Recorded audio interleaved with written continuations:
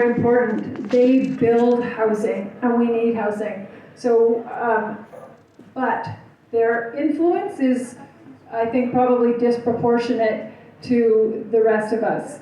So that's one issue, is I think developers, they have time and money to get into City Hall. They go to probably dinner parties with people who are at City Hall.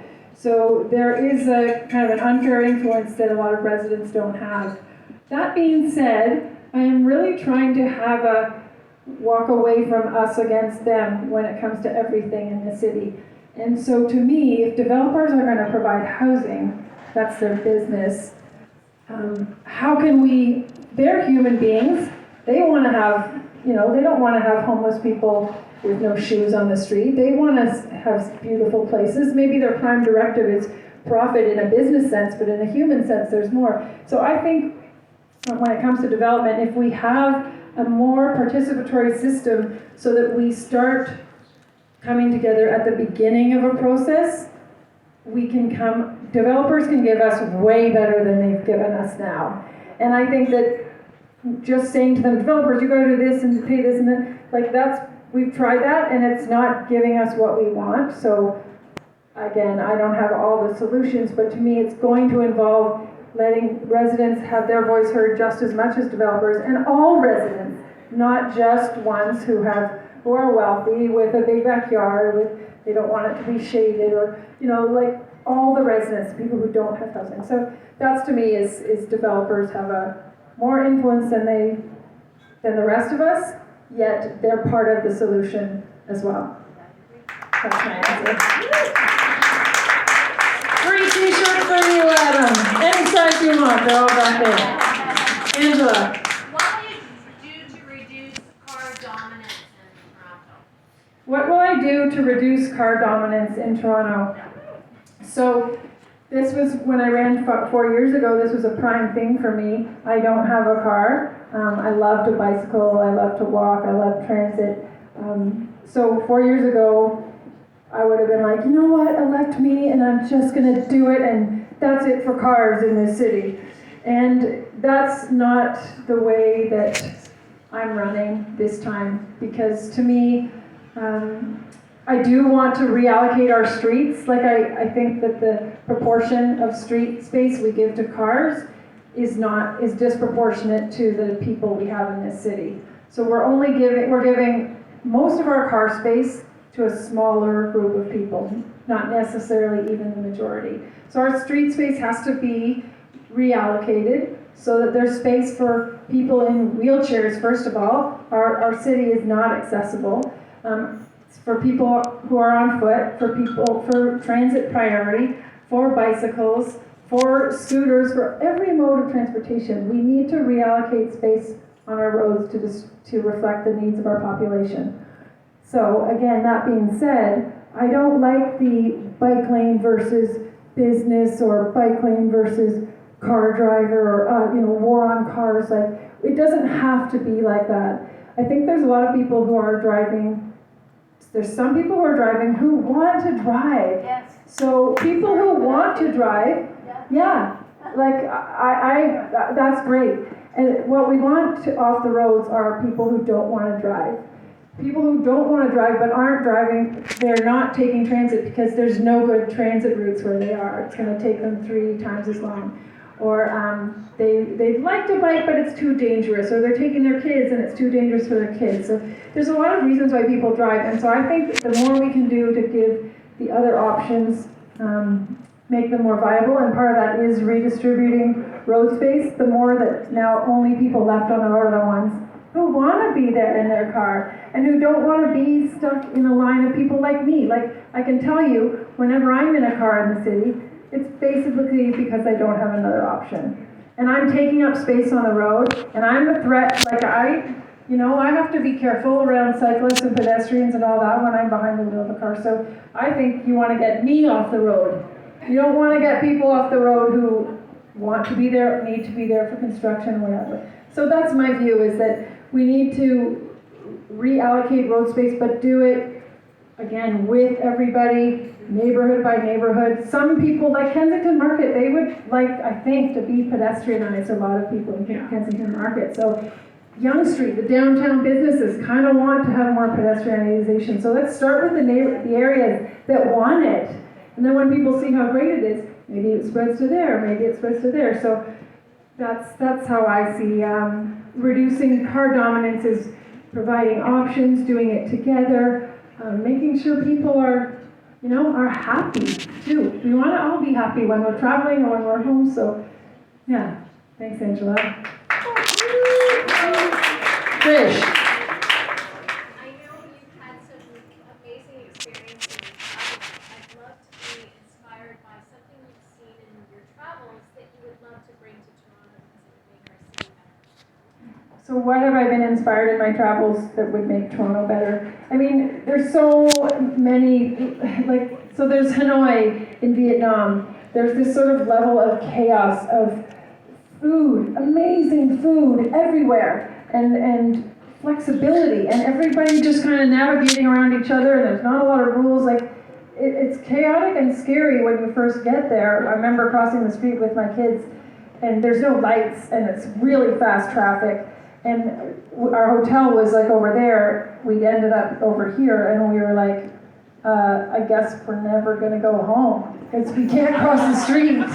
So we stood there for a long time trying, do we do another hour and a half detour? And then finally we saw people just kind of moving. It's like a river flowing through the river. Now I don't really want that, but that flexibility around so much else, cooking in the middle of the sidewalk, do we want to do exactly that in Toronto? Maybe not, but the spirit of it, the spirit of flexibility, that's one thing. And then I go to Europe and the public squares in Europe, and just to me, public squares are so beautiful, and having people eat in public squares and play music in public squares and have concerts in public squares, and just that public plaza of people, and anybody can enjoy it. You can be rich, you can be poor, you can be whatever from anywhere, and you can enjoy that public square, and you can make it your own. And in Toronto we have bits of that. And places get transformed into pop-up kind of public areas,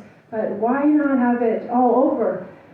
So I love public squares, and so public squares, flexibility, trying new things. That's what inspires me. Simon, I saw you how would you better integrate the cycling and the transit networks to have a total regional-wide multimodal system? When we get to specific questions like how would I integrate cycling and transit multimodal, basically I would say I would talk to the people who know how transportation works well. I would talk to the people and the businesses and everyone who uses that corridor. There has to be sometimes physical separation if it's actually dangerous, like St. Clair right-of-way. We put in the right-of-way, which is great, but now it's really not very safe for cyclists to use St. Clair. So I think keeping all transportation needs together when you're planning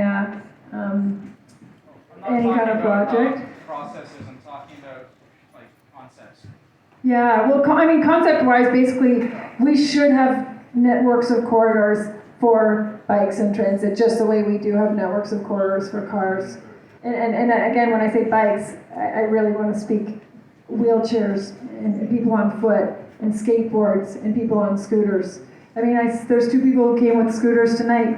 I'm seeing them everywhere now. They're part of our urban landscape, and people are kind of resisting, maybe scooters, we shouldn't have them, but it's no, that's only because we feel we're crowded and we don't have enough room. And once we have enough room, we have enough room for all these different modes that people are using. So we need to have corridors. So again, I don't have to be in your way on the street because I'm on my bike going all the way to High Park, Scarborough, North York, wherever it is.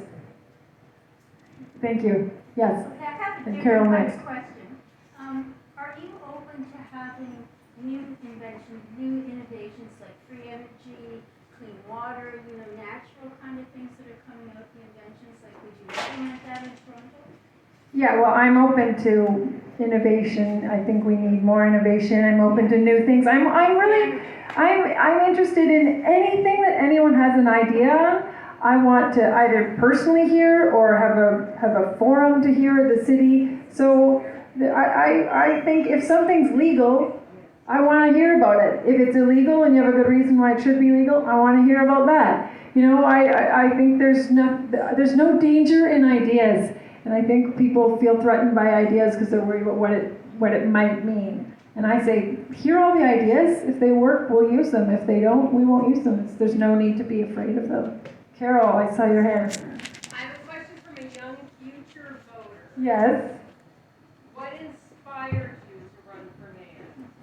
What inspired me to run for mayor? So it's always different.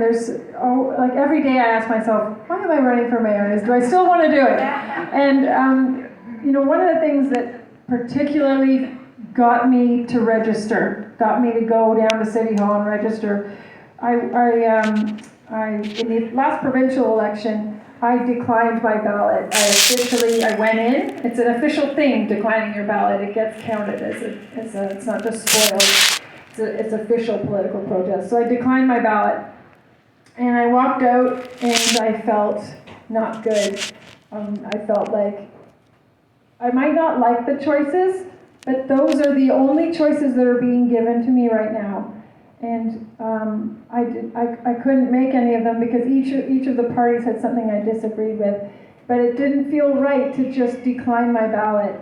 And so I thought, if I register for mayor, I can excitedly go and vote for the person who shares my vision. And if other people agree, then they can go and vote as well. And if they don't, we honestly, if that's there's always a way to participate. There's always I think, a choice that we can make that we can be aligned with.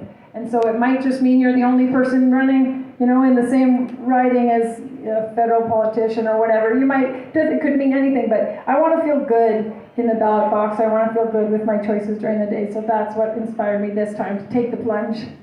Thank you, future voter.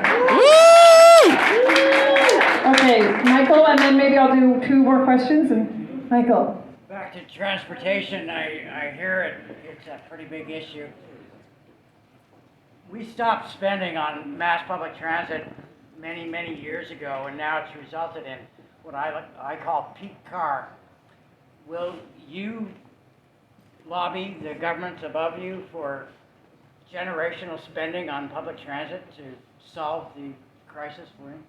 So will I lobby for funding from the provincial and the federal government? So I definitely want to be a strong voice to advocate for Toronto. We get things from the federal and provincial government, but we also contribute a lot to the rest of Canada, and I don't know if that's always recognized in our different tax systems. I do, however, feel Toronto quickly falls back on, oh, we don't have enough money, you guys do it. And oh, we can't do it because provincial doesn't give us, federal doesn't give us. And I think that to me to make a convincing case to the province and the federal government that they should give me money, that they should invest in Toronto, on transit, on whatever it is, we need to show we're doing a good job with our budget, and we are supporting transit at the city level. So I think that yes, we need to advocate for, you know, like you say, long-term funding for long-term projects, but I think we can still do a much better job so that we come to the table saying, look at what we've done to improve transit. We've done so much, but we're at our limit, and we can't do it without more support from you. And here's all our residents with us asking for the money too. It's not just Mayor Sarah or whoever it is. So I would advocate, but I really want it to be advocating from a position of strength, not a position of like, just give me more money, which I have to say, when I hear that in politics now, I sometimes feel frustrated because I think there's so much more Toronto could be doing before it's asking for more. Thank you. Jenny. Hi, I'm just wondering, in branching off of what you were saying, I think it was excellent to talk about the value of what it is when you get the town halls all being active and people out playing music, and I think everyone really appreciates that and the vibrancy of something like Kensington Market. I'm curious to know what would happen if we end up in a situation like 2 years ago, and even over the last 2 years, where lockdowns are asked again, and the effect that it's had on small businesses or on people, and what do you respond when they try to say that the mandate, or that they're trying to encourage mandates for lockdowns and or other restrictions like that? Right.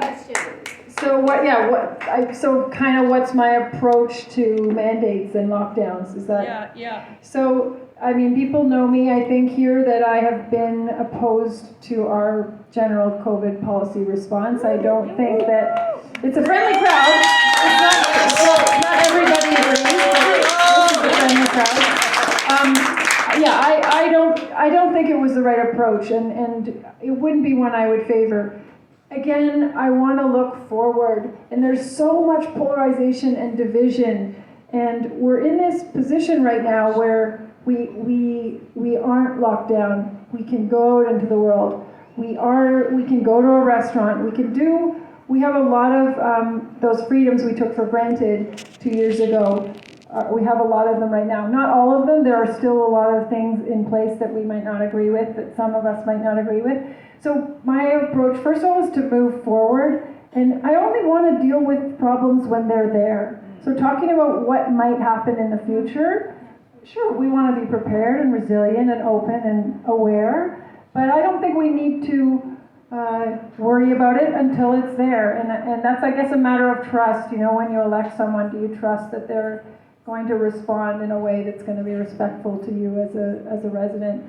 It's certainly not an approach that I could ever imagine taking. I think and I think we've learned so much. You know, fear drove us at the beginning, and people have learned so much about the different ways of doing things. So I think, so that's my answer, is I want to look at where we are today. I want to strengthen what we have today. I want to strengthen communities we have today and move forward and build bridges with all the people that have been divided over the past 2 years. Because again, we all want to be safe. Like, we all want to feel safe.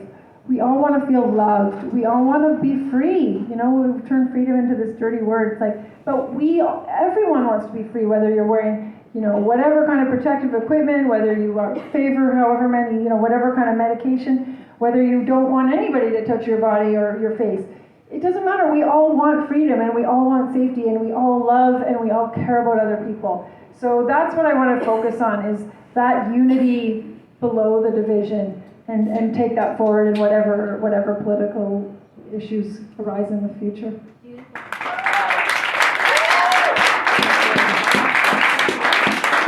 Any last question? Okay, so that basically was my speech, so thank you for asking all those questions. I don't have to do a speech. I'm going to kind of end with just reminding you, as I started in the welcome, about how participatory democracy is. I think it's like the key to the future. We underestimate, like I have underestimated what I can do and what I can contribute. And so anyways, I think we can underestimate ourselves, and we can underestimate our neighbors, and we can underestimate the people who we disagree with as well. And we don't see that they have good motivations as well. You know, we don't see that they're working for the betterment of humanity as well, even if they're doing it in a way we disagree with. So that idea of participation and working together holds great promise for us. You know, a friend did a meditation for me before I came here tonight, because I was saying I was nervous, what if nobody comes, and all those things. And she had me imagine being connected, like connected to the ground, connected to the trees, connected to the traffic, you know, to the sirens, whatever it is. And she said, imagine, you know, what you would like to see.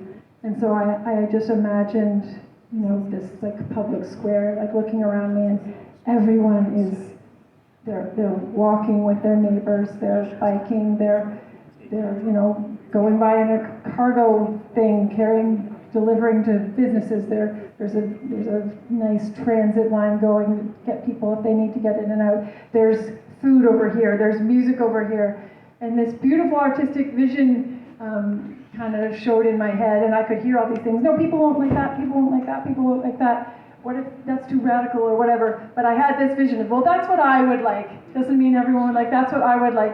And then I had this other feeling come up that was like, and what if I wasn't responsible for it? What if I wasn't in charge and I could just enjoy it? And I could feel this like weight off my shoulders. And I don't know if all of you feel this sometimes, that you're responsible for the world, that you're responsible for fixing everything, and that you're responsible for doing everything right.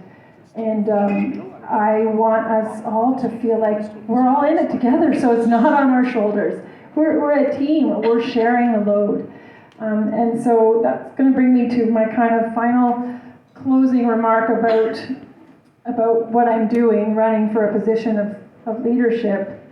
And let me see if I can find, okay, so this is actually a biblical quote, and I'm not here to convert everybody to any religion. I'm not really a specific, I've raised Christian, but this isn't about Christianity. This is just a quote that I think is applicable to democracy today. So I looked it up just before. It was about speaking about people, God kind of speaking about whether people want a king or not. And I think this, biblical scholars, I'm sorry if I'm saying the wrong thing, but here's the quote. He will take one, it's a whole thing about what the king will do. And sort of ending, he will take 1/10 of your grain and of your vineyards and give it to his officers and his courtiers. He will take 1/10 of your flocks, and you shall be his slaves. So that's a quote about why the monarchy is bad, basically. But it applies to government as well. And we keep electing kings and queens to rule over us. And then we blame them because they do something wrong. And so to me, I'm running today to say, do you still want a king or a queen? And if you do, there's like 30 people on the ballot. They might not all want to be king and queen, but there's definitely a couple who are happy to continue that role. And if that's what our city wants, that's what our city will get, and that's okay. So then we'll keep going with that until something changes. But if you're ready to be done with the king and done with the queen, and I'm not talking about UK, this is not a political statement about the monarchy, it's just for us. Do we want someone that's up here, or do we want someone that's here with us? And if you want someone that's here with you, that's really what I want. So thank you very much for being here with me and being part of this adventure. And then I'm going to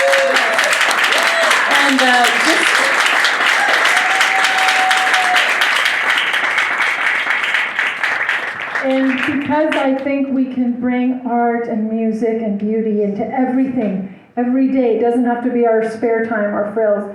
I asked the band if I could sing a song with them, and they said yes. So the band's coming up, David's coming up. I'm going to sing a little song, and I want everybody who feels like singing to sing with us. And then enjoy David's music for the next little while. Oh, Angela is going to come and say a little quick thing while you guys get set up.